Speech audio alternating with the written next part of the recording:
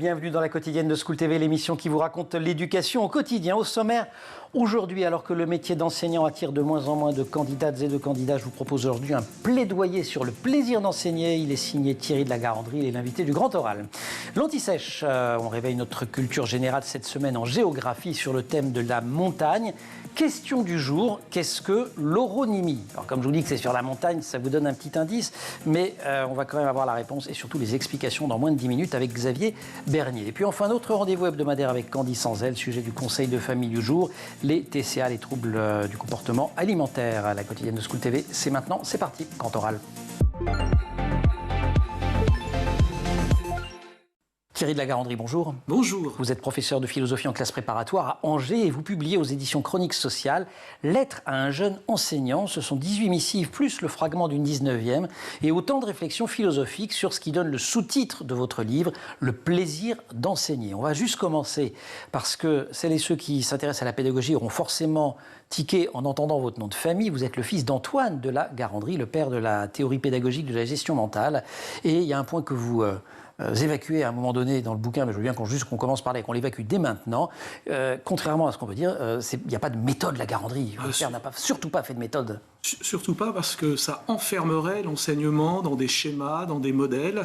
Et mon père était tellement soucieux de la liberté de l'enseignant comme de la liberté de l'élève qu'il aurait été pour lui insupportable d'imaginer qu'on puisse appliquer un modèle d'enseignement, une méthode pédagogique. Et j'ai envie de dire que chaque enseignant met en pratique des méthodes personnelles, particulières, et il faut respecter cette liberté-là.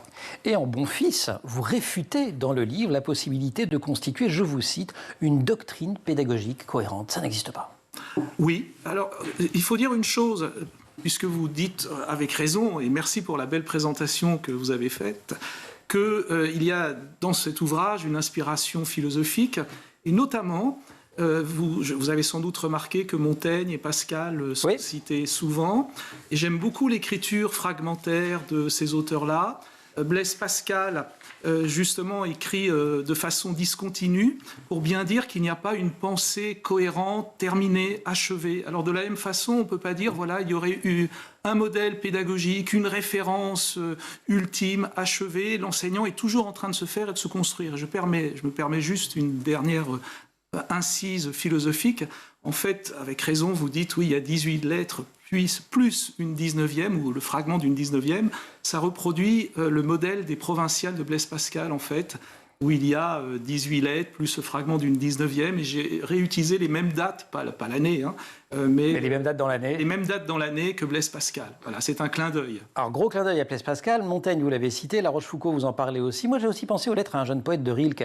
Et je cite cette référence parce que dans mon souvenir, Rilke insiste beaucoup sur l'humilité du poète et vous insistez beaucoup sur celle de l'enseignant qui, dites-vous, doit se reconnaître ignorant. Ah, ça, c'est un élément essentiel.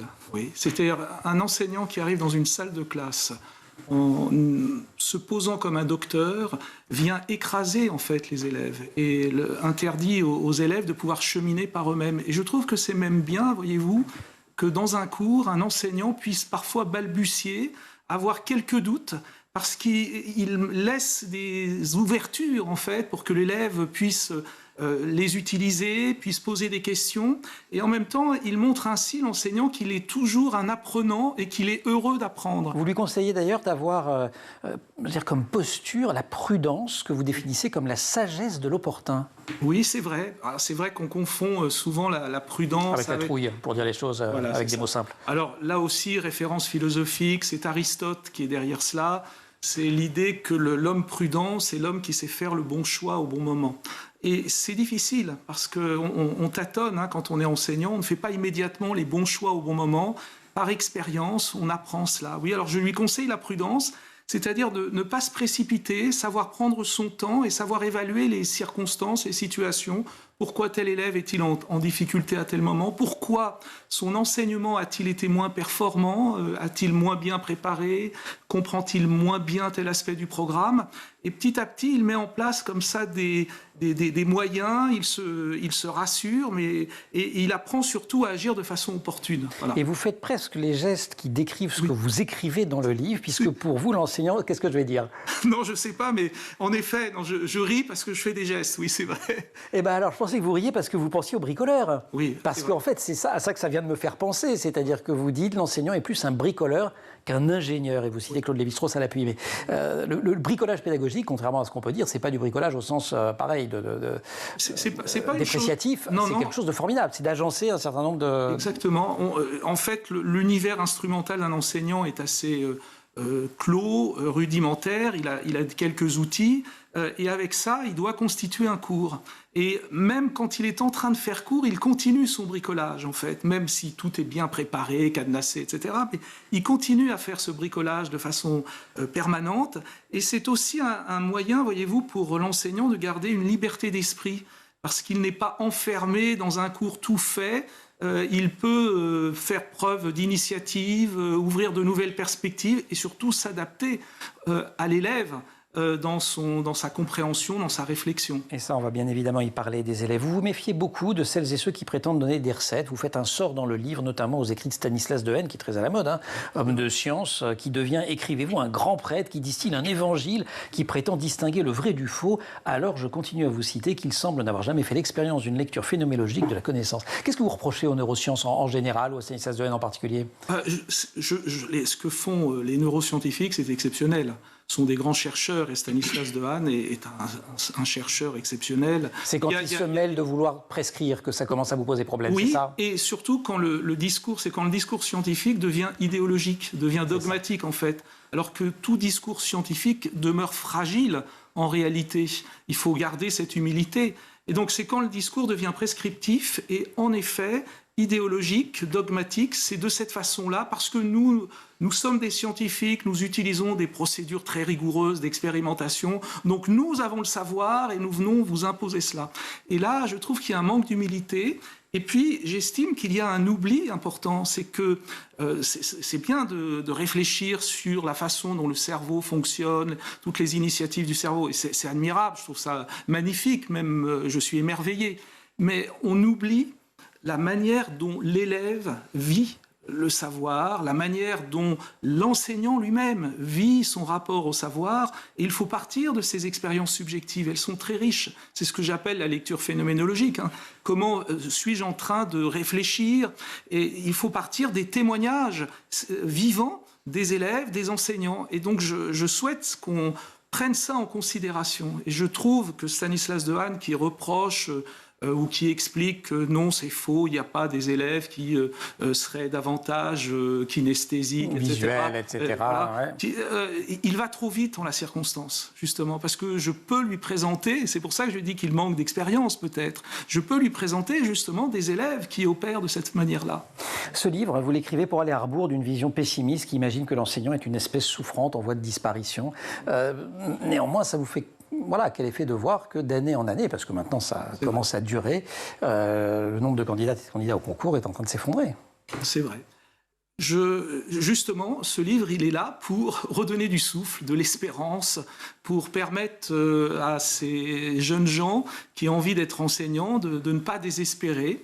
Je constate la même chose que vous, mais c'est quand même c'est une mission exceptionnelle. Alors peut-être qu'on est des dinosaures, je n'en sais rien, mais on arrive dans une salle de classe avec l'idée que l'on va pouvoir instruire et éduquer des jeunes gens, et c'est pas mal quand même. On va pouvoir les éveiller. J'ajoute, une salle de classe, c'est comme une utopie politique, parce qu'on est dans un environnement apaisé, où les élèves, où les élèves en fait peuvent parler de façon posée, apaisée, où les relations peuvent être apaisées. Donc c'est quand même un univers merveilleux, si vous voulez. Et ça donne du sens, et on sait que trouver du sens, c'est quand même pas mal dans une existence. Lettre à un jeune enseignant, le plaisir d'enseigner, c'est de Thierry Lagarandrie. Ça vient de sortir aux éditions Chroniques Sociales. On retrouve Thierry de Lagarandrie, mais pour l'instant, Henri, vous savez ce que c'est, vous, l'euronymie? Pas du tout. Eh bien, vous allez le découvrir, vous allez voir. Merci. Je frime, moi, avant d'ouvrir le livre de Xavier Bernet. Je ne savais pas non plus ce que c'était que l'euronymie. Xavier, bonjour.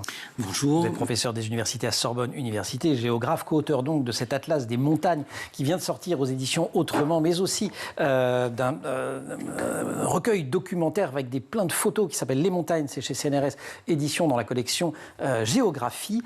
Oronymie, O-R-O-N-Y-M-I-E. Il faut avoir fait un peu de grec ancien, ça aide. C'est vrai, merci pour l'invitation et merci pour cette perche tendue pour s'intéresser aux montagnes à travers les noms qu'on peut leur donner. L'oronymie, c'est exactement ça, le nom qu'on va donner aux montagnes. C'est l'étude des toponymes du relief en général et plus particulièrement celui des montagnes. Exactement. Et alors, pour les montagnes, comme pour d'autres objets, comme les forêts, les mers, etc., les nommer, c'est aussi une façon de les faire exister. Ça donne toute une série d'informations à la fois sur leurs caractéristiques, mais aussi sur celui qui nomme. Il y a plein de façons de les nommer, parce que ce nom générique de montagne, en fait, il en recouvre des dizaines. Absolument. Quelques exemples. Alors, on peut prendre quelques exemples. Le plus frappant pour nous, Européens, ça peut être par exemple les Alpes. Qui est un terme qu'on va retrouver à peu près sur tous les continents. Alors déjà, il y a des Alpes en France, les Alpes Mansell, dans la région du Mans. Il y a des Alpes Apuanes, des Alpes dinariques, des Alpes japonaises, des Alpes néo-zélandaises ou Alpes du Sud, des Alpes australiennes. Il y a même des Alpes sur la Lune. Donc ce type de terme va être en quelque sorte érigé de façon générique sur toutes sortes de continents. Ça désigne même des chaînes, non, plutôt les Alpes, c'est ça l'idée de départ, ce qui distingue... C'est souvent des chaînes et puis ça renvoie à des paysages, c'est-à-dire l'Alpe, au-dessus des forêts, ces zones un petit peu de prairies, ça désigne en quelque sorte un archétype paysager. Il y a aussi des noms qui sont inventés par les ascensionnistes, c'est-à-dire les premiers ou les premières. Ce qui est assez remarquable. Qui gravissent un sommet. Exactement. Il y a des collectionneurs comme ça de montagnes, et souvent, dans les montagnes ou dans les grottes d'ailleurs, celui qu'on va appeler l'inventeur, c'est celui qui fait la première, a souvent une primauté dans la toponymie, dans la genèse de la toponymie. Mais ce qui est intéressant, c'est de signaler qu'on a souvent une accumulation de toponymes. De noms de montagne. Exactement. Qui peuvent cohabiter dans le même temps ou se succéder dans l'histoire. Deux exemples, si vous permettez. Un exemple toujours alpin, qui est le mont Cervin, dont on a tous en tête la figure pyramidale très très forte au-dessus de la station de Zermatt. C'est en Suisse. En Suisse, exactement. Voilà. C'est-à-dire que c'est en Suisse depuis tout à l'heure. Qui le connaît sous le nom de Monte Cervino? Monte Cervino, les Italiens, j'imagine. Les Italiens. Et qui le connaît sous le nom de Matterhorn? Eh bien, les Allemands. Exactement. Oui, donc le même sommet va avoir des appellations différentes. Un autre cas, rendons à tout seigneur, tout honneur, l'Everest. L'Everest a pas moins d'une petite dizaine de dénominations, dont beaucoup sont encore actives aujourd'hui. Alors on connaît le mont Everest qui renvoie en fait à un géomètre de l'Indian Survey, un géomètre britannique, qui est un des premiers qui avait participé à sa mesure, mais l'Everest avait auparavant des noms locaux qui sont encore utilisés. C'est Chomolungma pour les Tibétains, déesse mère du monde, Sagarmatha pour les Népalais, la tête le sommet du monde également. Et quand vous le dites, on se rend compte que ça mélange plein de choses, parce qu'il y a un côté très descriptif dans la tête du monde, une dimension spirituelle à travers la déesse. Exactement, d'un point de vue très technique et alpinistique, on l'appelle aussi parfois le pic B ou le pic 15. Donc on a comme ça toute une série de noms. Juste un petit terme générique sur lequel on peut s'arrêter, c'est le terme d'Himalaya.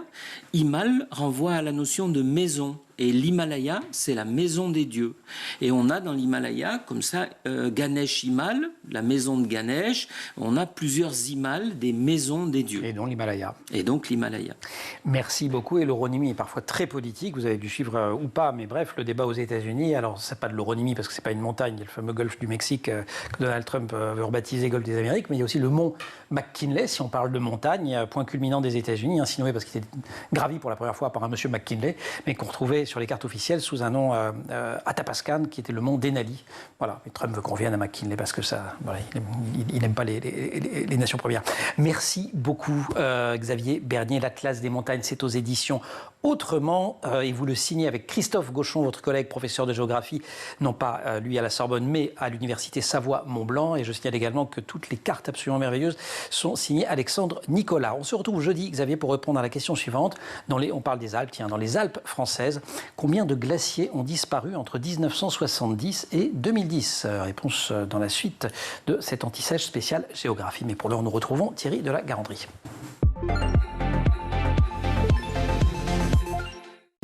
La posture que vous suggérez, Thierry de la Garandrie, aux enseignants, aux futurs enseignants dans votre ouvrage, c'est celle du pédagogue dans le monde grec antique. C'est le serviteur de la maison qui accompagne l'enfant sur le chemin de l'école. C'est vrai, je trouve que c'est une belle image. Oui. Maintenant, ça ne veut pas pour autant mettre en question le fait que l'enseignant exerce une autorité, qu'il est là aussi pour... Il accompagne, bien évidemment, mais il dispense un savoir. Mais c'est une image que j'ai toujours beaucoup aimée. Parce que ce que nous visons, c'est le moment où l'élève pense par lui-même, c'est notre souhait, c'est notre idéal. Et dans cette figure de l'accompagnement du pédagogue, du serviteur de la maison qui accompagne l'enfant sur le chemin de l'école, il y a cette idée qu'un beau jour, l'élève, par lui-même, sera capable de réfléchir, de comprendre, etc. Avant de parler du plaisir d'enseigner qui donne son sous-titre à votre ouvrage, vous parlez du désir d'enseigner. Mais pour désirer, il faut avoir de l'appétit. Comment on aiguise cet appétit ? Je pense c'est très difficile de répondre à cette question, mais il me semble en fait qu'un enseignant, il est habité par un imaginaire en fait. Il s'imagine avant, et même quand il est peut-être en train de se préparer à devenir enseignant, il s'imagine en train d'enseigner. Donc c'est quelqu'un qui ouvre ce que j'appelle son imaginaire d'avenir. Alors tout le monde ouvre son imaginaire d'avenir. Vous-même, quand vous êtes en train de préparer votre émission, vous imaginez les questions que vous allez poser, comment nous allons réagir. Ouais. Et je crois que ça, c'est un élément important, c'est que les futurs enseignants imaginent des situations d'enseignement et pour anticiper le plaisir qu'ils vont pouvoir obtenir à enseigner, éduquer, instruire, etc. Et je crois que c'est à partir de là que le désir d'enseigner, si vous voulez, peut naître. Parce qu'on imagine que l'on va pouvoir composer des rapports d'adéquation avec les savoirs qu'on enseigne, avec les élèves, avec une classe. Et c'est comme ça, je pense, que l'on peut aiguiser l'appétit. Donc ça demande, en effet, de se projeter, d'envisager de quelle manière on pourrait être enseignant. Vous consacrez une lettre entière à la question de l'évaluation et vous dénoncez, il manque d'une part une pédagogie de l'évaluation et d'autre part une éthique de l'évaluation. On ne s'est pas noté. Disons que je trouve qu'on est devant l'évaluation, parfois, je vais le dire autrement, on s'arc-boute, si vous voulez, ou l'enseignant s'arc-boute sur son évaluation, et il veut absolument évaluer les élèves pour dire c'est bien, ce n'est pas bien, et il pense que l'évaluation est quelque chose, une fois qu'elle est fixée, c'est quelque chose qui est figé. Et l'élève lui-même... Est juste, oui. Et l'élève lui-même interprète l'évaluation de cette manière-là en disant mais on a évalué d'ailleurs au-delà de ma performance, ma personne. Alors oui, quand je dis qu'il manque une pédagogie, si vous voulez, de l'évaluation, c'est que l'évaluation n'est que le commencement d'un dialogue que l'enseignant doit initier avec l'élève, comme si en fait l'élève et l'enseignant devaient s'accorder sur les modalités de l'évaluation. Alors, vous dites qu'il faut penser l'évaluation comme dialogue pédagogique. C'est ça. Il ne s'agit pas pour autant de dire que c'est l'élève qui fait sa note, qui décide de sa note. Ce n'est pas ça. Mais l'évaluation, pour qu'elle soit productive et pour que l'élève puisse avancer, elle doit être expliquée, en fait. Et ça doit être le support de quelque chose. Exactement. Et elle doit être expliquée, en fait, à l'élève. Et ça s'opère au travers d'un dialogue. Alors, pour être concret, parce que là, c'est abstrait, j'évalue des étudiants. Je leur rends des dissertations. Et après leur avoir rendu ces dissertations, je leur propose des temps où je travaille avec eux sur leur dissertation évaluée. Je leur laisse toujours quelques jours où ils peuvent prendre des notes sur mon évaluation. Et à partir de cela, on se met en situation de dialogue.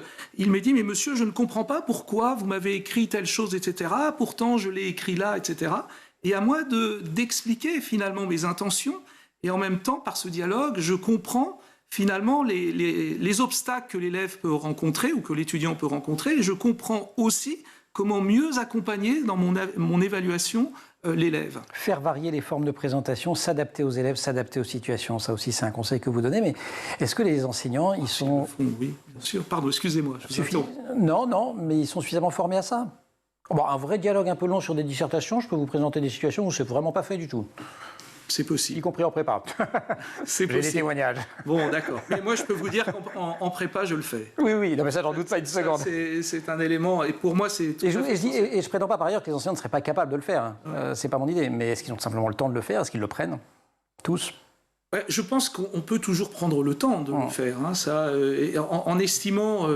parfois, on est trop obnubilé par un programme à enseigner, en estimant qu'on peut accorder plus de temps à ces pratiques ou ces dialogues pédagogiques. C'est vrai qu'on prend un petit risque sur le programme, quoi. Peut-être, mais je pense qu'on enrichit, si vous voulez, la relation et on permet ensuite à l'élève d'aller plus vite ou de mieux comprendre, en fait, le programme.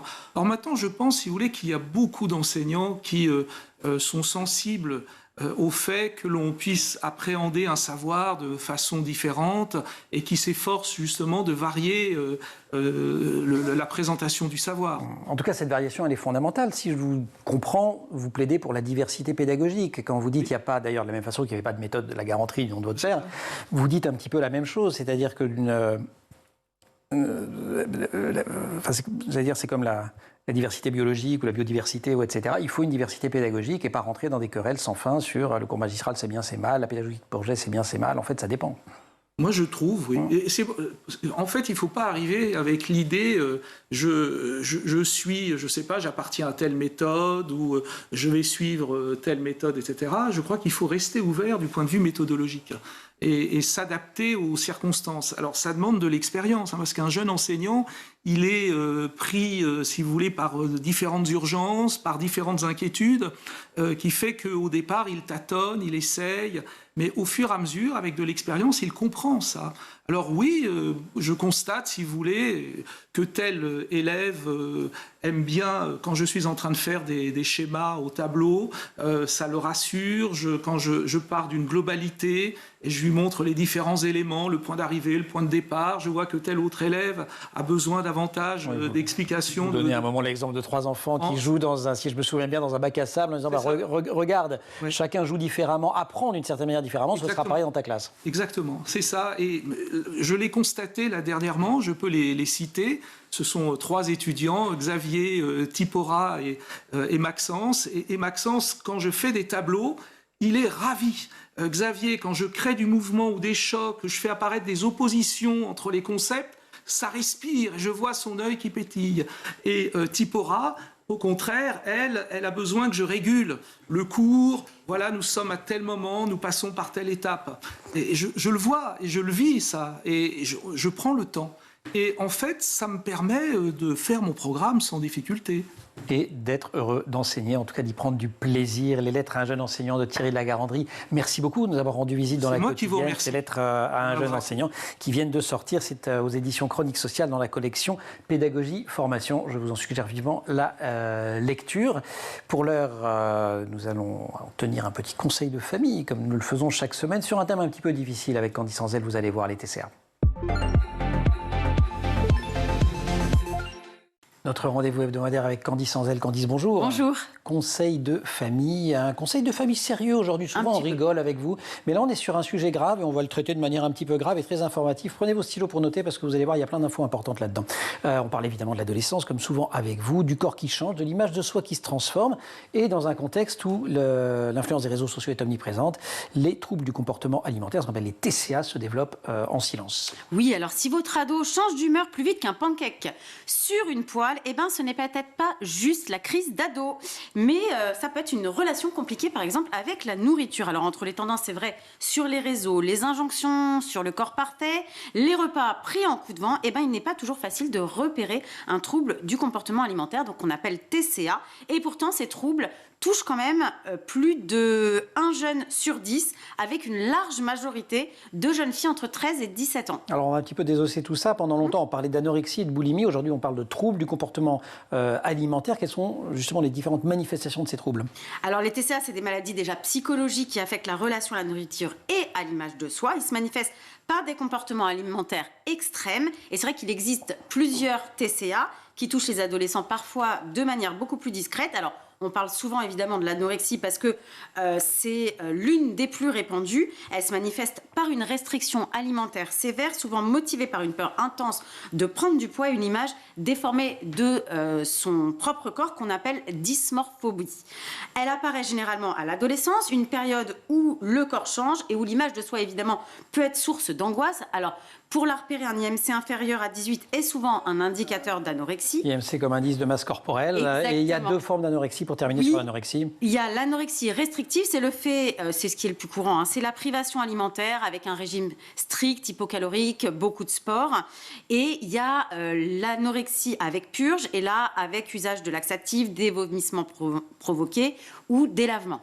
Maladie jumelle de l'anorexie, la boulimie, les deux se combinent souvent avec des crises alimentaires incontrôlables. Oui, les adolescents boulimiques traversent des épisodes de compulsion alimentaire où en fait ils vont ingérer de grandes quantités de nourriture en un temps record. Ces crises sont souvent déclenchées donc par des émotions intenses. Alors ça peut être du stress, de la colère, de la tristesse, et elles vont être suivies en général d'un sentiment de honte. Et contrairement à ce qu'on croit, ça ne se voit pas forcément la boulimie, parce qu'on se dit c'est le contraire de l'anorexie, donc ils vont grossir, mais non, pas forcément. Ben non, parce qu'il peut ne pas y avoir, en fait, le poids peut ne pas être affecté forcément, en fait, puisque il y a cette compensation qui se fait. Ce qui est bien différent, justement, de l'hyperphagie, puisque, comme la boulimie, l'hyperphagie, elle se caractérise aussi par des crises alimentaires compulsives, mais la différence majeure, c'est que l'ado, à ce moment-là, ne va pas chercher à compenser finalement en éliminant ce qu'il a mangé. Ni vomissement, ni laxatif, pas spécialement donc, beaucoup de sport. résultat, là, ça va se voir parce qu'il va prendre énormément de poids et il sera dans une grande détresse psychologique et puis un isolement progressif. Alors encore 3, moins connus. Il y en a un que vous me faites découvrir, le méricisme, MERYCISME. Oui, c'est vrai que c'est peu connu. Alors ce trouble pousse l'adolescent à régurgiter et remastiquer les aliments pendant de longues minutes, voire des heures. Cette action est souvent liée à la recherche du plaisir gustatif qu'on pourrait avoir ressenti lors de la première ingestion et qui se fait de manière complètement inconsciente. On a aussi la potomanie. Oui, et la potomanie, figurez-vous que Bruce Lee est mort de potomanie. Non. C'est-à-dire que... On va pas rire, ça n'a rien de drôle. Non, c'est pas drôle du tout, mais en fait... On nous dit de boire beaucoup d'eau, mais il ne faut pas y aller avec excès. Exactement. En fait, c'est les ados qui sont atteints de potomanie ressentent un besoin irrépressible d'ingérer de grandes quantités d'eau, souvent donc dans une logique de purification ou pour calmer la sensation de faim. Et à long terme, eh bien, ce trouble peut justement avoir des conséquences graves sur la santé, un déséquilibre électrolytique, des troubles rénaux. Donc c'est le cas de Bruce Lee qui est décédé de ça. Et il nous reste le pica. Le pica, alors imaginez-vous surprendre votre ado en train de grignoter du papier, du plastique ou encore des morceaux de tissu. Eh bien, le pica pousse à ingérer des substances non comestibles sans raison apparente. Alors, ce trouble, qui est souvent assez méconnu, peut être lié à des carences nutritionnelles ou des troubles psychologiques plus profonds. En tout cas, il faut avoir en tête, quoi qu'il arrive, qu'un trouble peut en cacher un autre. Les TCA, c'est pas figé. Ils peuvent évoluer, se combiner, alterner. Une adolescente anorexique peut très bien devenir boulimique, tandis qu'un jeune boulimique peut souffrir de potomanie et développer des épisodes d'hyperphagie. Tout ça se combine et puis on verra du coup la semaine prochaine les causes, comment reconnaître les signes et comment réagir en tant que parent. Voilà, et c'est tout à fait essentiel de le faire parce que les TCA, comme quasiment toutes les maladies mentales, très souvent se manifestent pour la première fois au moment de l'adolescence. Donc on est vraiment sur une zone extrêmement attentive et dangereuse. Merci beaucoup, Candice. Merci. Je dis qu'on rigolerait moins, c'est vrai que c'était moins rigolo, mais c'est un sujet quand même extrêmement important. Très. Je dis, quand vous nous faisiez l'addiction des jeux vidéo, c'était pas hyper drôle non plus. Hein. Non. Ouais, bon. Ah, merci, vous n'êtes ça pas va. drôle en vrai. En vrai, non. Salut. Non. Candice, merci mille fois. La quotidienne, c'est fini pour aujourd'hui. Merci aussi à toute l'équipe. Laure Audemont au maquillage, Marine Plantec et Dylan Coller à la préparation de l'émission qui sont en régie avec aujourd'hui au son Saïd Mamou et Angèle Jean-Girard à la réalisation. Vous restez sur School TV et vous sur School TV. Il va articuler le garçon. Sur School TV, vous restez. Et vous nous retrouvez nous en permanence sur Internet et sur les réseaux sociaux.